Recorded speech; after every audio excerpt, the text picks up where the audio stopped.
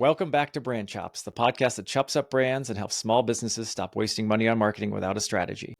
Every episode, we break down a key aspect of building your business with better branding into bite-sized, actionable takeaways you can use right away. My name is Zack Lemear. And I'm Chris Duhaime, and today we're going to continue our deep dive into the Carl Jung's 12 brand archetypes, which is essentially a scientific way to really identify your ideal client profile, create messaging that hits them right in the emotions. And if you've been following along, we've covered the innocent, the explorer, and these are two brands that focus on positivity and adventure. And today we're switching it up a little bit. We're going to be going with the sage, which is an archetype that thrives on wisdom, expertise, and knowledge. So if your business is all about educating, guiding, helping people understand the world, this episode is for you. We'll break down what makes the sage tick, how it attracts the right customers, common mistakes to avoid, and how you can use it to grow your brand. Essentially, the sage is the seeker of truth and wisdom. This brand archetype is all about knowledge, deep insights, thought leadership. Instead of selling an adventure or a lifestyle, you're selling an understanding. You're building up a Rolodex of information, and you're essentially trying to share with the world an expert view on what you do. Yeah, you kind of want to be the source of truth, the one go-to place that you get all this information. Some of the best known sage brands include Google, TED Talks, National Geographic, the New York Times. I mean, when I say those brands, you guys think about, oh, this is a place where I'm going to get valuable information. National Geographic is an institution. Google is usually, it was a verb until, AI came around, and now most people use ChatGPT, but for a long time, you got all of your information from Google. TED Talks are where people learn so many things. The New York Times, once again, it's a staple of knowledge. So these companies thrive on being trusted sources of knowledge and insight. Yeah, and take Google's slogan, for example, "Don't be evil." It's not about fun, adventure, or emotion. It's about truth, reliable information. Sage brands typically find themselves being more credible, trustworthy, and intelligent. And what's cool about the Sage is that it can work for a variety of businesses. It can work for consulting firms, universities, tech companies, research organizations, even coaching businesses. If your goal is to educate, inform, provide deep knowledge, you're tapping into the Sage. Yeah, so let's talk about who the Sage brand typically appeals to. So Sage customers typically are craving knowledge. They want accuracy, deep insights. They're not impulsive buyers, so they're doing their research. They're analytical, they're thoughtful. They're just looking for expertise. Right. And Sage customers absolutely hate misinformation, hype, or gimmicks. They want data, research, well thought out explanations. So if you're using this archetype, your audience is looking for authority and credibility. So don't tell customers what to think, just help them think for themselves. Instead of making bold emotional claims, Sage brands typically want to rely on research or facts and guidance. And that means your messaging should use words like proven strategies or expert insights, data-backed decisions, timeless wisdom, in-depth analysis. Yeah, and you're talking visually, you want to make sure you're using clean, classic typography, neutral colors, minimal design. Sage brands aren't flashy at all. They're more serious, professional, and timeless.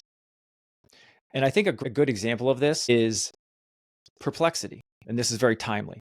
A lot of people were using Google, a lot of people were using ChatGPT, and one of their problems is that it was giving you all kinds of information without citing its sources. You couldn't qualify the information. And Perplexity is very much a Sage brand because one of its unique value propositions is almost every single thing that you search, not only is it leveraging the backbone of all these AI tools and all these AI platforms, but it's giving you the sources so you can fact check on your own. Yeah, so Sage brands are incredibly powerful. There's some common mistakes that are out there that you want to watch for. One is just being over complex. You got to make sure that your message is simple, to the point, and educational. Right. Sage brands love depth research. They love analysis, but sometimes they overdo it. And you know what other things Sage brands love? They love to drink their own Kool-Aid, and they love to feel like the smartest person in the room. And sometimes that means that they literal their messaging with jargon, things that are above the heads of other people. So if your messaging is too academic, too wordy, too technical, you're going to lose people. So you've got to keep it clear and digestible. I think there's a stat out there that says 50% of Americans read at a 5th grade level. Doesn't mean you're dumbing it down and reducing the value of your content. It just means you're making it more accessible.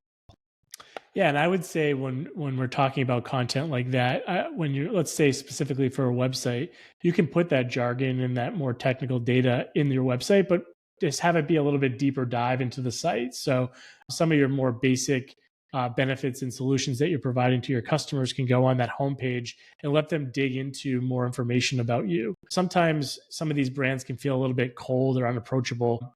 Their knowledge is great, but people still want a connection with that brand on a human level. So try not to sound robotic or like we mentioned before, sounding a little bit more jargony. That information is valid and worth putting on your site or in your information, but have it just be a little bit deeper down there so you're not missing the boat on that. And just to kind of expound on that a little bit more, and we've talked about this many, many times in many episodes, but don't forget about story. Think about this as if it was somebody at a party coming up to you, telling you every single thing they've ever known about trains. They might be the most highest authority on trains, but they're overdoing it. And they're probably telling you all the little neat details and all the nitty gritty instead of telling you a story about how trains can benefit them or how trains have revolutionized something modern or relevant. They're just throwing out all kinds of information that they're interested in. So again, just like when you're doing anything else with your ideal client profiles, it's never about you, it's about them. That's why these archetypes are so important, because it taps into what makes them tick. So mistake number 3 is not taking a stand on anything. So while Sage brands value objectivity, they still need a point of view. So if you're just throwing out neutral facts with no direction, you're not building a brand, you're just an encyclopedia. Yeah, so let's talk a little bit right now about how small businesses can utilize this information. So if you're listening and you say, I think this is actually the type of clients that I'm working with on a pretty regular basis, we want to just go over some ways to position that brand and position you as the trusted expert.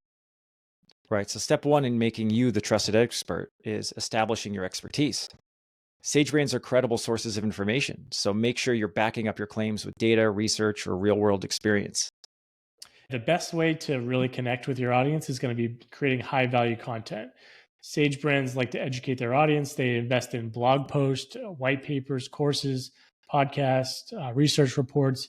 Your customers should feel smarter than ever when they go to your website or your information, wherever that's social or wherever. And you just want to make sure that they feel educated after they've seen your brand. Exactly. And step 3, and this is a big one that we always talk about too, you've got to build trust. Sage customers value accuracy and honesty. If your content is misleading, it's overly promotional, or feels salesy, you'll lose that credibility. And so trust is really the only currency that I believe that we work in anymore. And the only way to be the trusted source of truth is to be consistent. Yeah, you've got to find a balance between authoritative and being relatable. So no one wants to feel as though they're reading a textbook when they're reading your content, but you just want to make sure that you're keeping the tone engaging, clear, and insightful. But at the end of the day, you're providing value to your clients.